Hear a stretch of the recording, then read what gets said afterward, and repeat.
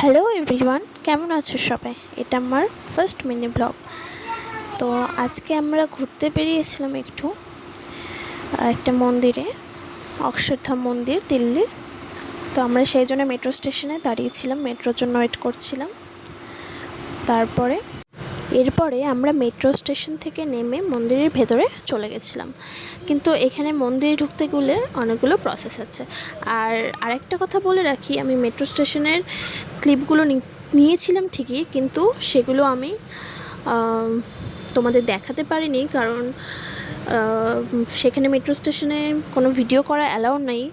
তো সেই জন্য ওখানকার পুলিশ আমাকে ভিডিওগুলো ডিলিট করতে বলে, সেই জন্য আমি ডিলিট করে দিয়েছিলাম। এই যে মন্দিরের ভেতরের দৃশ্য, এখানে অনেকগুলো প্রসেস আছে, কারণ এখানে মোবাইল ফোন, কোনো ইলেকট্রনিক জিনিস অ্যালাউ থাকে না। সেই জন্য সেগুলো সব কিছু জমা করে, ফর্ম ফিল আপ করে জমা করে তারপরে মন্দিরের ভেতরে প্রবেশ করতে দেয়।